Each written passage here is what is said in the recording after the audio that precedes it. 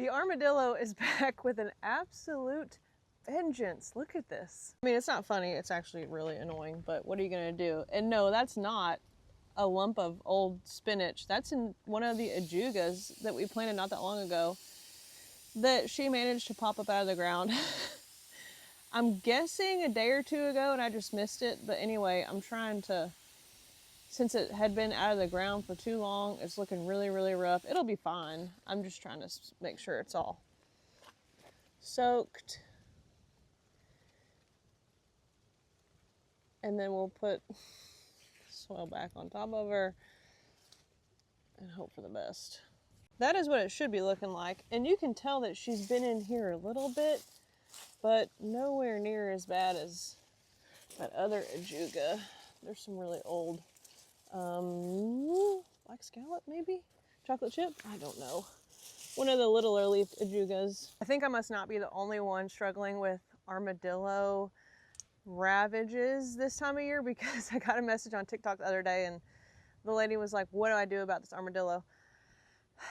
I don't want to hurt the armadillo. I think if you look at it from like a practical perspective, she's probably doing good things. She's eating grubs, she's eating beetles, she's eating snails. Armadillos eat anything and everything. They're voracious omnivores.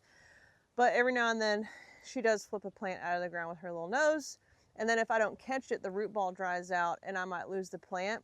She disturbs my mulch quite a bit. But if you look at it on the bright side, she's aerating the soil. She's removing potentially damaging insects. She has a job to do. It's just a really annoying job. I have 2 full flats of sedum. Now I want to get them in the ground. We are due for some rain this week. We're due for a drop in the temperatures this week. And I want to take y'all along to show y'all me planting the sedum and also walking you through the area that it's going to go into, because it's right in front of a cute little aquatic habitat area that I have. We will go through that process. I'll walk you through the aquatic plants that I have in this little tub and the point of the tub. First though, I want to show you this little combination of plants that I saw on my run this morning. Completely unintentional. They just grew like this together, but the combination is so pretty. Look at these. Isn't that beautiful together? This is a little salvia that escaped the garden and has come out here. Obviously it's right along the fence line, so either a bird had it attached to them and it fell here, or the bird doo-dooed it out right here and it grew here right against the fence. But this broomweed is growing right through the center of it, and the combination of those 2 colors is so pretty. It's so pretty. No human intervention needed, right? For some of the prettiest color combinations. Okay, let's go ahead and collect our plants. Oh, look! In our last video, we uprooted these Oakleaf hydrangeas that were full of cane borers. I removed 3 of them. 2 of them went into pots. I'm going to show you there's already an update, and I only did that like 7 days ago. Already a change. You'll be stoked. I'm stoked. But one of them I had to put in the ground. I ran out of potting soil because the root balls were so big. I was having to use these like the biggest plastic pots that I have. The goal is to save them. I cut them way down because they were full of borers, put them in these pots, got to try to save them. They're already showing signs of growth. Plants are so much more resilient than we give them credit for. This is my little plant store. As y'all know, y'all have been here many times before. Ooh, look at this rose I got yesterday. Isn't that stunning? It's a Sunbelt, a South Africa, out of the Sunbelt series. Who doesn't love a yellow rose? Anyway, here's our hydrangeas. All that's new. Do you see them little buds everywhere? That's all new. And even this guy has little growth points all over. Plants are so crazy. Anyway, here's our sedum. Here's our sedum that we're going to tackle today. And I'm putting the sedum in the ground now because they're incredibly cold hardy. I don't typically put plants in the ground in the fall that are marginal, like things that are an 8 or a high 7 zone hardiness. And I really, really, really like the plant and want to see it again next spring. I try not to plant those in the fall. I try to winter them over for the spring, because if we have a terrible winter, which we sometimes do get in Texas, I don't want to waste money on that, right? So if I have the ability to winter them over, or overwinter them rather, I will try. But look how cold hardy these sedum are. It's right here. To -40. There's nothing that will happen here in Texas that will bother these sedum, but they have been in their containers for so long. That's why I got such a good deal on them, because they're looking kind of, they're not the most eye-catching thing that you might see at a garden center this time of year, but sedum are an excellent choice for a ground cover for Texas, because once established, they're exceptionally drought tolerant. And I have a couple different kinds here. We've got Blue Spruce, Baby Tears, which is kind of weird, and then one blue carpet snuck in. I think that's the only blue carpet that I have. Yeah. So let's load them up.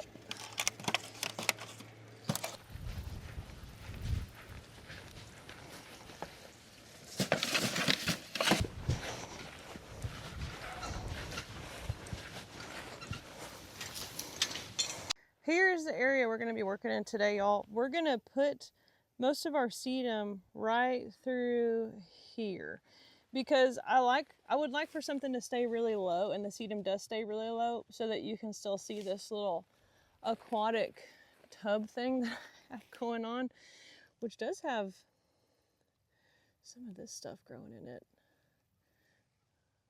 which is not ideal. So this here is a little in-ground aquatic water, like aquatic plant water source type of situation that I put in earlier this season, and I have gotten so much enjoyment out of it and so many questions about it, so I figured I'd walk you through the concept real quick before we plant these sedum, because the sedum planting should not take very long. And I'm going to move it to the shade while I talk about this, because I don't want my phone to overheat. It is 10:30 and it's already extremely hot, so I want to be able to talk y'all through this. Earlier this year, I took a protein tub, which when I put this project on TikTok, I got asked, it's funny, how much protein are you eating if you need that much protein powder? It's not that kind of protein tub. It's a protein supplement for cattle. We raise cattle. You can supplementally provide them protein. It comes in a big tub. They're really, really heavy. And once they're empty, there's not really any other use for the tub other than the projects that I might have for the tub. So dug a hole in the ground, sunk the protein tub, filled it full of water, filled it full of rocks, filled it full of mud, went out to our pond, got several big spadefuls of, it's some kind of sedge, I don't know. It grows right along the water near the edge of our pond out there. Brought it, put all that together in this little protein tub, and added 2 extra aquatic plants. This is the horsetail reed, and as I said, it's in its pot, and never shall it leave its pot, because even though this is a native aquatic plant, it is exceptionally aggressive. It shall always stay in that pot because it will absolutely take over. It's very, very, very aggressive. So in its little prison, it shall stay. The pot's just sunk down in there. This is the cyperus, Cyperus. Is an annual, right? This is not going to return next year, but it is a plant that really lends itself to a bog. It's a true bog plant, right? I can sink this down in the water, no problem. It actually really loves that kind of situation. And then back here is that sedge that I was talking about. Oh shoot, sorry spider. It's the sedge that I was talking about, and there's even a Japanese iris that I pushed down into the mud, and it really likes it over there. There's obviously a bit of a little bloom going on down in there, which is fine. I just don't want that to take over, because there's a bullfrog that lives down in here, down at the bottom of this, and I don't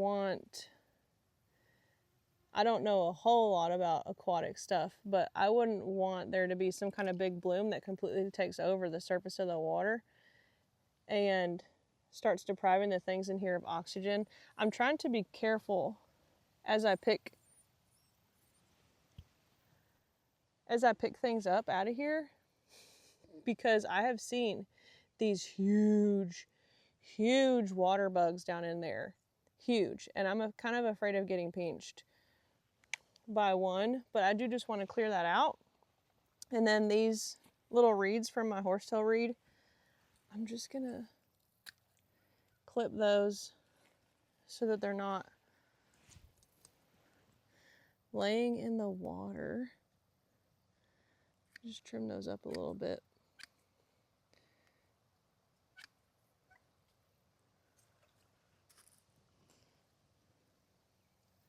Now, I'll walk y'all through when we start planting our sedum and we get to me being a chatty Cathy.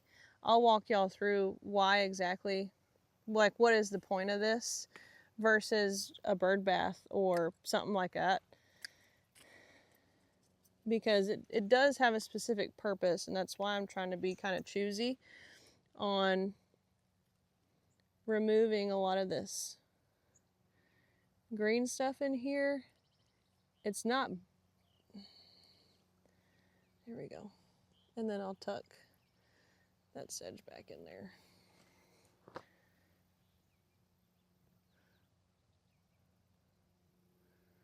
I also try to make sure that my hands are kind of clean before I start working in here.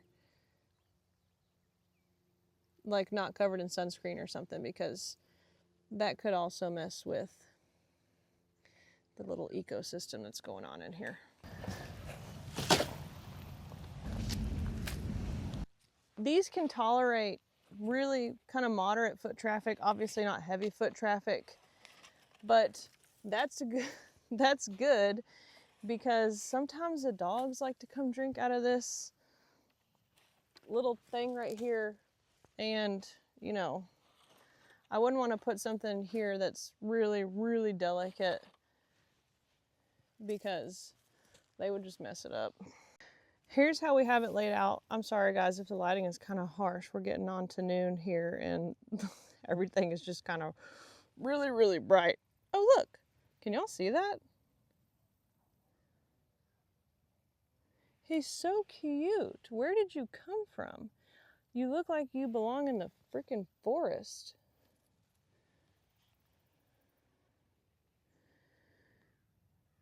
You are so adorable.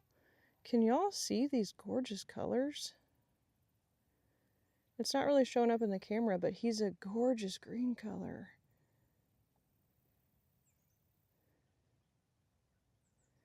Beautiful. Buddy. Hope I didn't hurt him. He's being very oddly docile. There you go. Alrighty, I know it can be kind of hard to see. Bear with me. Those are all planted. There, there, there, there, there, there, there, there, and there. And they don't look like much, but they'll fill in and cover this space very well. Look at where our little frog friend went. How stinking cute is he? Pick up our mess before we plant the next batch. I think that we might be enough in the shade here to where I can talk to y'all. The whole point of that in the ground water source is to attract a whole different level or group of wildlife into the garden so that things become more into balance. Like I always tell y'all, the more things that you see in your garden wildlife wise, the more imbalanced and healthier your plants are going to be, because all of those things are needed to keep one another in check. If we don't have wildlife that eats insects, we get overrun with insects. If we don't have something that balances those things out, our plants aren't going to be very healthy. And not only that, but all those kinds of wildlife improves the quality, the richness, the structure of our soil. And we can get into that later, but the point of having the water source that's deep and in the ground is to attract frogs. Obviously it does that. I even saw a big bullfrog living in there the other day. It attracts turtles, and it also attracts dragonflies. And dragonflies need fairly deep, fairly still water to lay their eggs in, most of them anyway. They require sometimes a really long period of time between when they get laid as eggs and when they emerge fully grown as adults. And they eat a lot of mosquitoes. Dragonflies eat a ton of bugs, but one of their main food sources is mosquitoes. And attracting them into the garden is a really good idea for you because they can do some really heavy lifting on those bugs that make your garden just not as not as enjoyable, you know, like no one wants to get eaten up by bugs and no one wants to see their plants get eaten up by bugs. But if you will just take very small steps to invest in doing a very varied sources of water in your garden, this garden has so many lizards living in it. It has so many turtles visiting it. It has frogs visiting it. And y'all, frogs eat all day and all night long. They eat all the bugs. They love bugs. I'm so excited to see the bullfrog and the little baby frog over there. I don't know what kind that is. I'll Google it later. Here in the garden, because that means my plants are going to be healthier. And to be honest, I really like to look at flowers, but that just made my weekend that baby frog laid on my hand like that. That is so cool. That's so cool. Who wouldn't want to see stuff like that when they go out into their garden and they're working? It makes you feel like Snow White sometimes. All the little animals that visit here. I don't want to just feel like Snow White with the armadillo friend. I want all of the friends. I want all the things to be visiting the garden and feeding on one another using, you know, my garden is a huge food source for frogs and for turtles and for toads and stuff like that. And they will stay, like how long would you stay somewhere if there wasn't water to drink? You wouldn't. You might come and go every now and then, but you wouldn't take up residence. And I want things to take up residence. That's the difference there. They have to feel like there's consistently going to be the things that they need in order to nest and reproduce, in order for them to really hang around. And that's when you really start to see your garden change, is when wildlife comes and stays here. And even though these sedum are really drought tolerant, I do want to make sure that they stay watered in for the first couple of weeks. I'm not going to come by here and soak them every day. I don't want to drown them, but I also don't want to just throw them in the ground and leave them to their own devices. The soil is really dry because we have not been getting very much rain, and it's still very warm and breezy in September, as Texas will do. You know, fall doesn't really get going for us until mid-October. There have been some cool mornings, but for the most part, this is not fall type weather like a lot of the rest of the country experiences in September. Heck, our leaves haven't even started to change color. We're nowhere near real fall, so I don't want to let them just dry out. That is going to do it for us. Thank you guys for watching, and we will see y'all next time. Just the toughest life there ever was. The toughest life there ever was.